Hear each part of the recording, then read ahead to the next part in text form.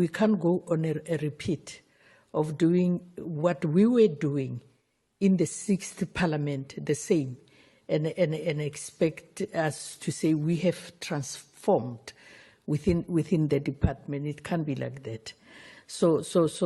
And most important, that within the principles that were mentioned there was the maintenance of public interest.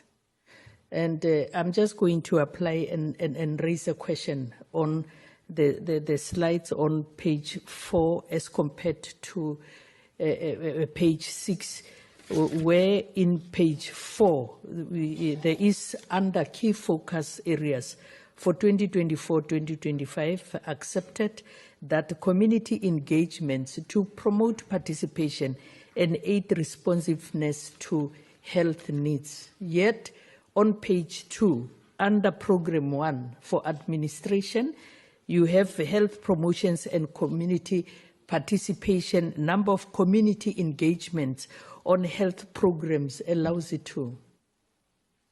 I think we have to relook on that.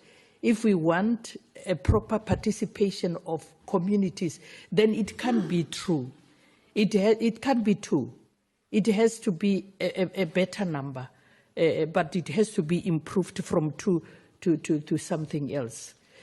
And still on the same page where we talk about the employment equity targets, for transformation's sake, we can't be happy and accept that only 2.5% is the one that is given for people living with disabilities. I think we have to change, because 50 is women, 30 is youth. Why is it 2.5% only for the people living with disabilities?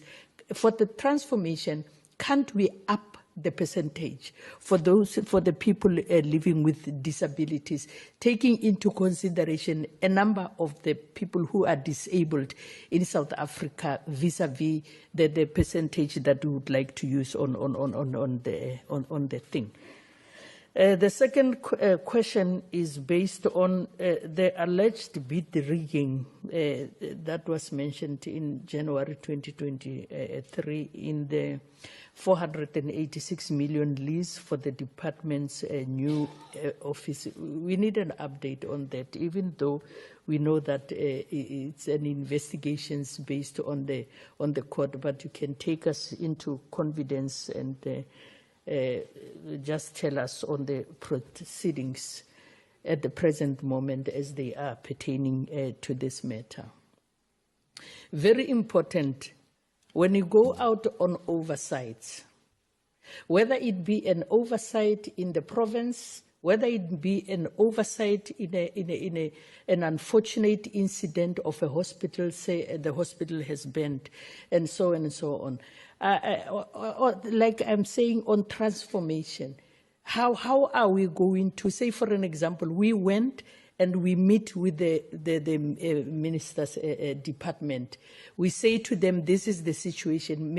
How are we going to work together in improving whatever the unforeseen circumstances can be derived from the oversight that we could have done as a committee, so that we don't only go on an oversight, we have our own recommendations, but the recommendations does not speak or are not addressed by the department itself. Because we also, when we go on oversight, we also have representative from your office. And then how are we going to go about addressing such issues? The following one is about the,